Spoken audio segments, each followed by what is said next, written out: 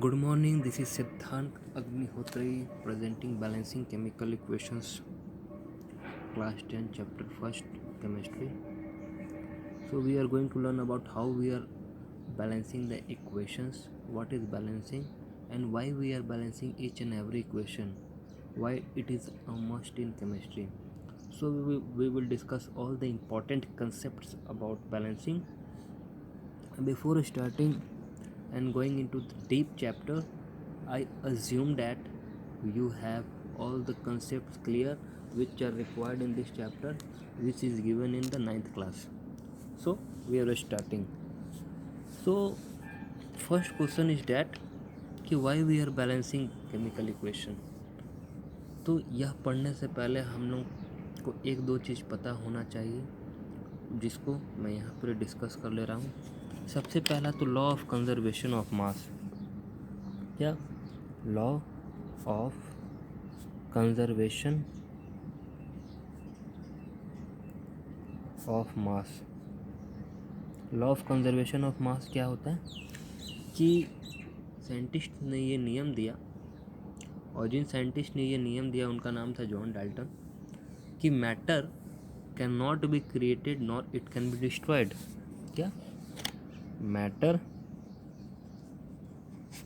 Can not be created, matter can not be created nor it can be destroyed. यानी कि हम matter को ना ही क्रिएट कर सकते हैं और ना ही डिस्ट्रॉय कर सकते हैं. तो आप कहोगे कि ऐसा क्या हरदम से है? जी हाँ, हरदम से ऐसा है. In the nature, in the planet, in the universe, जितने भी मैटर है वो पहले से बने हुए हैं. हम लोग मैटर को ना ही क्रिएट कर सकते हैं ना ही डिस्ट्रॉय कर सकते हैं. ये हरदम से कांस्टेंट है. अब अगला बात कि इस बात को और सरल भाषा में समझाने के लिए हम लोग क्या कह सकते हैं कि जो मैटर पर बात अप्लाई हो रहा है, हम सारे लोग यह जानते हैं कि मैटर किससे बना हुआ है. सारे मैटर एटम्स से मिलकर बने. तो in short John Dalton is trying to say that कि atoms can not be created nor it can be destroyed. जो मैटर बने हैं वो एटम से बने हैं, और कहने का एक बात यह है कि हम एटम को नहीं क्रिएट कर सकते हैं नहीं डिस्ट्रॉय कर सकते हैं. तो यहाँ बात जो है, एटम भी क्रिएट नहीं हो सकता है, एटम ना ही क्रिएट होगा ना ही एटम क्या होगा, डिस्ट्रॉय होगा. ठीक है, ये दोनों बात नहीं हो सकता है. तो क्या होगा? देखिए, कभी भी ये होता है ना कि हमारे लाइफ में जो अर्थ पे जो भगवान बनाए, अर्थ क्या पूरे यूनिवर्स में, एटम बनता कैसे ये किसी को नहीं पता. ठीक है ना. बस एटम जो बन गया है उसके साथ हम लोग डील करते हैं, उसको चेंज करते हैं, उसका रीअरेंजमेंट करते हैं. ठीक है ना. लेकिन हम लोग क्रिएट और डिस्ट्रॉय नहीं कर सकते हैं, ये सत्य है. ठीक है. जैसे कि हम कहेंगे कि हाइड्रोजन प्लस ऑक्सीजन क्या मिले के बनाएगा, वाटर बनाएगा. तो यहाँ ना हम हाइड्रोजन के एटम्स को क्रिएट कर रहे हैं ना ही ऑक्सीजन का. जो भी पहले से हाइड्रोजन और ऑक्सीजन के एटम्स हमारे को दिए गए हैं उनको मिला रहे हैं, और उनका जो केमिकल कम्बिनेशन है वो चेंज हो रहा है. देखो, इसका एक केमिकल फार्मूला केवल चेंज हो रहा है. तो आपको ये बात पता होना चाहिए कि केमिकल रिएक्शन क्या होता है, क्योंकि हम लोग केमिकल इक्वेशन को ही तो बैलेंस करने वाले हैं ना. तो इस चीज़ से मैं ये समझाना चाह रहा हूँ कि केमिकल रिएक्शंस क्या होंगे. ठीक है. ऐसे रिएक्शंस जिनमें एटम्स का रीअरेंजमेंट होता हो. क्या होता हो? रीअरेंजमेंट. देखिए, केमिकल रिएक्शन क्या होगा, जस्ट एक शब्द में अगर कहा जाए तो रीअरेंजमेंट ऑफ एटम्स. हम एटम्स को रीअरेंज कर रहे हैं. तो कहने का मतलब है कि यही बात तो हम तब से कह रहे हैं डिस्कस में कि लॉ ऑफ कंजर्वेशन ऑफ मास में हम एटम को क्रिएट नहीं कर सकते, डिस्ट्रॉय नहीं कर सकते. हम लोग जस्ट एटम को रीअरेंज करते हैं. जो एटम यहाँ है वो उठ के वहाँ चल जाएगा, और जो एटम वहाँ है वो उठ के यहाँ आ जाएगा. ठीक है. इसी चीज़ को कहते हैं हम लोग केमिकल रिएक्शंस। ठीक है, आइए तो अब हम आगे बात करते हैं केमिकल इक्वेशंस क्या होंगे, क्योंकि हम लोग तो केमिकल इक्वेशंस को इतना बैलेंस करने वाले हैं। क्या बात है, केमिकल इक्वेशंस। केमिकल इक्वेशंस क्या होता है, इसमें जितने भी हम लोग रिएक्टेंट्स और प्रोडक्ट्स को यूज़ करते हैं उनको उसके सिंबल के द्वारा हम दर्शाते हैं, bye there formula, bye there symbol. ठीक है ना, पूरा नेम हम नहीं लिखते हैं। क्या करते हैं केमिकल इक्वेशन में, represent every compound, every compound element by there formula, उनके फार्मूला से हम दर्शाते हैं। ये सारी बात आपको पता होगा, लेकिन हम एक बैकग्राउंड बना दिए छोटा सा, और कुछ नहीं। अब सीधा बात आता है कि हम बैलेंसिंग क्यों करते हैं, क्योंकि आपको मेन यहाँ पर ही बैलेंसिंग पढ़ना है। हम इसलिए बैलेंसिंग करते हैं क्योंकि हम शुरुआत में बताए कि मैटर जो है वो शुरुआत से ही कांस्टेंट है। रिएक्शंस के पहले भी जितने एटम्स थे और रिएक्शन के बाद जितने एटम हो गए उनकी संख्या हरदम बराबर होगी। ये नियम है, क्या है ना, number of atoms before reaction से पहले जो एटम की संख्या होगी वो क्या होगा, number of atoms after reaction. तो आप बोलोगे सर फिर बदला क्या, रिएक्शन से पहले जितने एटम्स थे उतने ही एटम्स क्या बाद में भी रहेंगे। जी हाँ, यही कंसेप्ट है। इस कंसेप्ट को आपको अपने अंदर बैठा लेना है कि एटम्स की संख्या कभी चेंज नहीं होगी, जस्ट उनका रीअरेंजमेंट होगा। इसलिए हम क्या करेंगे, बैलेंस करने का कोशिश करेंगे। मतलब कि लेफ्ट हैंड साइड जो बिफोर रिएक्शन होता है उसको कहाँ करते हैं हम लोग, एरो के लेफ्ट हैंड साइड में क्या होता है, बिफोर रिएक्शन जो एटम है, और राइट हैंड साइड में क्या होता है, आफ्टर रिएक्शन जो एटम्स हैं। ठीक है, तो life and earth is all about maintaining balance. ठीक है, भगवान हरदम बैलेंस बनाने का कोशिश करते हैं। पानी इतना होना चाहिए, सनलाइट इतना होना चाहिए, टेम्परेचर इतना होना चाहिए। अर्थ का सारा बैलेंस है, तभी तो यहाँ लाइफ है। बाकी प्लैनेट्स पे लाइफ क्यों नहीं है, क्योंकि किसी के पास कुछ बहुत ज़्यादा है, किसी के पास कुछ बहुत ज़्यादा है, टेम्परेचर बहुत ज़्यादा है, बैलेंस नहीं है। तो किसी भी चीज़ का अति होना आवश्यक नहीं है, ज़रूरी नहीं है, जो भी हो बैलेंस हो। इसलिए क्या करना, हमारा लेफ़्ट हैंड को राइट हैंड के बराबर करना है। रिएक्शंस के लेफ़्ट हैंड साइड में जो भी एटम्स होंगे उनकी संख्या क्या करना होगा, बराबर करना होगा। ये कंसेप्ट को आप ध्यान में रखना है। उसके बाद जो धीरे धीरे स्ट्रक्चर होगा उसको हम लोग करते चलेंगे। ठीक है, तो मैं इतना कंसेप्ट बताना चाहता था। अब इसके बाद से सीधा हम लोग क्वेश्चन करते जाएंगे और देखते जाएंगे। उससे पहले एक चीज़ जो इसमें ध्यान रखना है, कभी भी देखिए,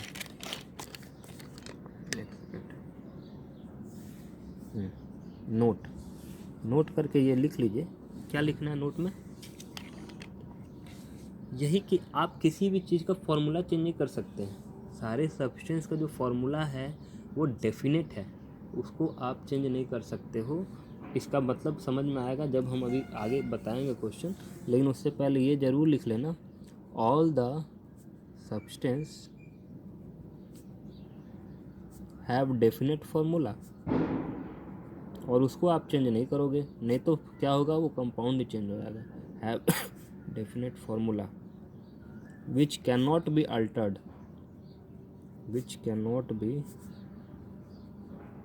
अल्टर्ड, ठीक है, सारे सब्सटेंस का एक पर्टिकुलर फॉर्मूला होता है जिसको हम लोग चेंज नहीं कर सकते हैं।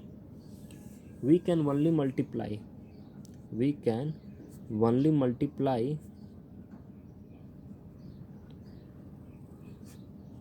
a symbol or formula by figures। ये सारे रूल्स है जिसको ध्यान रखना ज़रूरी है, 2, 3, 4 एक्सेट्रा। ठीक है, तो कोई भी केमिकल फार्मूला के बीच में घुस के आप कुछ बदलाव नहीं करोगे बैलेंस करने के लिए। उसके पहले उसके लेफ्ट में आप किसी उस सब्सटेंस को मल्टीप्लाई करोगे किसी नंबर से। इतना ही पावर आपके पास है बैलेंसिंग में कि आप सब्सटेंस के केमिकल फार्मूला से छेड़छाड़ नहीं कर सकते हो। उसको जस्ट मल्टीप्लाई कर सकते हो, इतना पावर है आपके पास। अब इसको हम सीखेंगे जैसे जैसे क्वेश्चन करेंगे। ठीक है, तो मैं एक बार रिवाइज कर लूँ क्या बात है। सारे एटम्स की संख्या जो रिएक्शन से पहले होती है बराबर होगी रिएक्शन से बाद के एटम से, और उसको अगर बैलेंस करना है हम लोग को तो क्या करना होगा, केवल मल्टीप्लाई करने का पावर है, केमिकल फार्मूला से हमें छेड़छाड़ नहीं कर सकते। अब ये हम लोग क्वेश्चन कैसे करेंगे, एक दो क्वेश्चन करते हैं तो पता चलेगा। ठीक है, चलिए। और ये इक्वेशन जो मैं करवाऊँगा वो बहुत ही इम्पोर्टेंट है।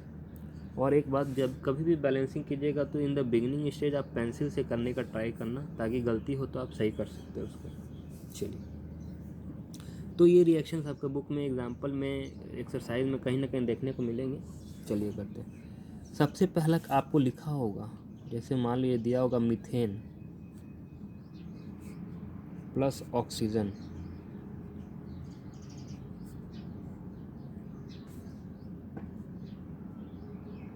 Carbon dioxide plus water plus energy. ठीक है, ये आपको ऐसे लिख के दिया जाएगा, methane plus oxygen plus carbon dioxide plus water plus energy. अब इसका फॉर्मूलास आपको आना चाहिए। यही सारी चीज़ें 9th क्लास में आपको दी गई थी, केमिस्ट्री में आप पढ़े होंगे, नहीं पढ़े हैं तो फिर से इसको आपको याद करना होगा। मीथेन का फॉर्मूला क्या होता है, CH4 होता है। ठीक है, ये एक तरह का गैस है। कभी भी कोई गैस ऑक्सीजन के साथ मिलकर कंबशन करेगा यहाँ का कहने का मतलब है कि ऑक्सीजन के साथ क्या कर रहा है, कंबशन कर रहा है। ऑक्सीजन को किससे लिखते हैं, O2 से लिखते हैं। उसके बाद कार्बन डाइऑक्साइड, कार्बन डाइऑक्साइड क्या होता है, CO2। फिर वाटर, वाटर क्या होता है, H2O। और एनर्जी को तो हम रहने देंगे क्योंकि एनर्जी को बैलेंस करने का ज़रूरत यहाँ नहीं है, कोई फॉर्मूला नहीं उसका। तो इतना पर हम लोग फोकस करेंगे। अब एकदम ध्यान से देखिएगा, 2-3 ही नियम याद रखना है जल्दी से बैलेंसिंग करने के लिए और सही बैलेंसिंग करने के लिए। कभी भी किस पर आप ध्यान देंगे, पहले तो देख लीजिए कि क्या ये इक्वेशन बैलेंस है। नहीं, आप सारे आइटम्स लिख लो, आप पहली बार कर रहे हो इसलिए मैं थोड़ा अच्छा से बता रहा हूँ। सी जो है, कार्बन के आइटम्स यहाँ कितने हैं, 1 है। हाइड्रोजन के कितने हैं, 4 हैं। ऑक्सीजन के कितने हैं, 2 है। दिख रहा है ना, सी का कितना है, सी के नीचे 1 है, यानी कुछ नहीं है, मतलब 1 है तो सी का 1 हो गया। एच के नीचे कितना है, 4 है, तो एच के आइटम्स कितने हो गए, 4 हो गए। ऑक्सीजन के कितने आइटम हैं, यहाँ 2 है तो ऑक्सीजन के 2 हो गए। उसी तरह इधर के राइट हैंड साइड को भी काउंट कर लेंगे। ये राइट हैंड साइड में सी कितना है, 1 है। ओ कितना है, यहाँ देखिए, यहाँ ऑक्सीजन 2 है, दिख रहा है, ऑक्सीजन 2, और यहाँ पर ऑक्सीजन 1 है, यानी कि ऑक्सीजन इस साइड पे 3 है। और यहाँ हाइड्रोजन कितना है, हाइड्रोजन कितना है, 2 है। अब कैसे पता चलेगा कि ये इक्वेशन बैलेंस है या नहीं, हम लोग देख लेंगे। सी इधर भी 1 है, सी इधर भी 1 है, यानी यहाँ तो कोई प्रॉब्लम नहीं है। एच इधर 4 है, एच इधर 2 है, ये बैलेंस नहीं है।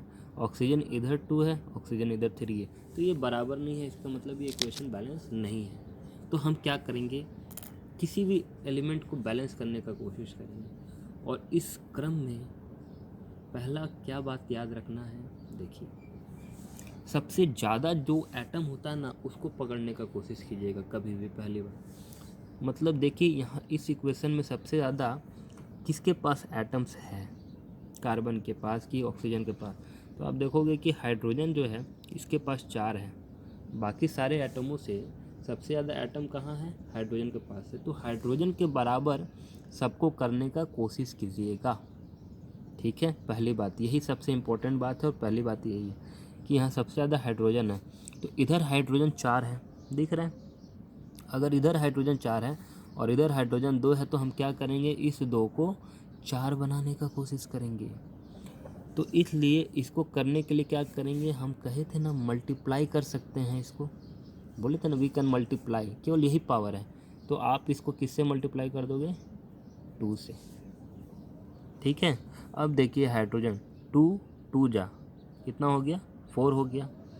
हाइड्रोजन कितना हो गया, 2 2 जा 4 हो गया। अब दूसरी बात, अब हम लोग फिर से देख लेंगे सारी चीज़ें सही है क्या। हाइड्रोजन जैसे 4 हुआ, ऑक्सीजन इतना किधर, ऑक्सीजन इधर कितना हो गया 2 ऑक्सीजन, और इधर 2 ऑक्सीजन, कितना 4 ऑक्सीजन हो गया। अब देखिए जब इधर ऑक्सीजन 4 हो गया तो इधर कितना है ऑक्सीजन 2 है। राइट हैंड साइड में 4 ऑक्सीजन हो गया, तो उस ऑक्सीजन को अब बैलेंस करेंगे हम लोग लेफ्ट में। ऑक्सीजन इधर 2 ही है, तो ये 4 कैसे होगा। तो हमको सिंपल सी बात पता है कि 2 है, तो इसको किससे मल्टीप्लाई करना होगा 2 से। जैसे 2 से मल्टीप्लाई करोगे ये 4 हो गया। अब सारी चीज़ों को फिर से देख लो, कार्बन इधर 1 है, इधर 1 है, कोई प्रॉब्लम नहीं। हाइड्रोजन इधर 4 है, इधर 2 2 जा 4, कोई प्रॉब्लम नहीं। ऑक्सीजन इधर 4 है, ऑक्सीजन इधर 2 + 2। ये देख लीजिए ये 2 लिखा है ना, यानी 2 पूरा के ऊपर लागू होगा। ये मत सोचिएगा 2 केवल हाइड्रोजन के आगे लिखा तो हाइड्रोजन पर लागू होगा। 2 मतलब ये पूरा 2 हाइड्रोजन भी होगा और 2 ऑक्सीजन भी। लेकिन हाइड्रोजन के केस में 2 2 जा 4 हो जाएगा, ऑक्सीजन के केस में ऑक्सीजन के नीचे तो 1 है, इसलिए ऑक्सीजन केवल कितना माना जाएगा यहाँ 2 ऑक्सीजन माना जाएगा। 2 ऑक्सीजन, यहाँ 2 ऑक्सीजन हुआ, यहाँ 2 ऑक्सीजन हुआ, कितना ऑक्सीजन हुआ 4। तो ये जाके इक्वेशन आपका बैलेंस हो गया। ठीक है, ऐसे बहुत सारे इक्वेशन हैं, लेकिन मैं मेन 5-10 करवाने का कोशिश करूँगा जिससे आपके कंसेप्ट क्लियर हो। बाकी तो आप खुद ही बैलेंस कर लोगे और जब किसी में डाउट आए तो पूछ लेना। दूसरा जो सबसे इम्पोर्टेंट इक्वेशन है वो क्या है, फोटोसिंथेसिस वाला जो हम लोग पढ़ते हैं आमतौर पे, और ये बुक में भी आपका दिया होगा ज़रूर। फोटोसिंथेसिस का जो रिएक्शन वो क्या होता है कि कार्बन डाइऑक्साइड, अब मैं डायरेक्ट फार्मूला लिख रहा हूँ, वो आपको पता है कि वो वर्ड वाला लिखने का ज़रूरत नहीं है। Carbon dioxide plus water plus sunlight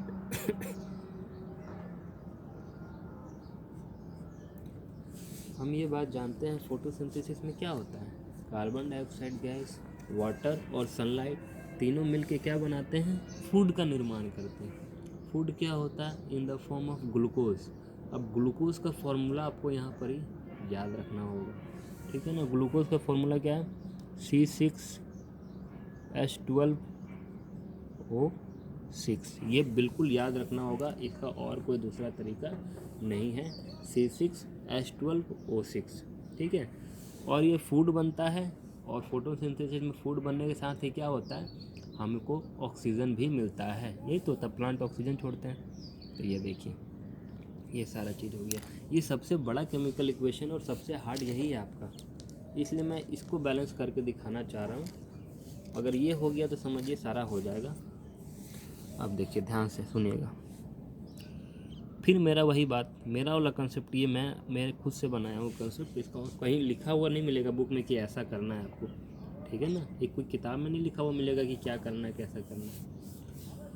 देखिए सबसे ज़्यादा जिसका एटम होगा उस पर फोकस करना है, और कैसे सबसे ज़्यादा किसका होगा, आपको दिख रहा है C का 1 है, O का 2 है, हाइड्रोजन का भी 2 है, कुछ खास नहीं है।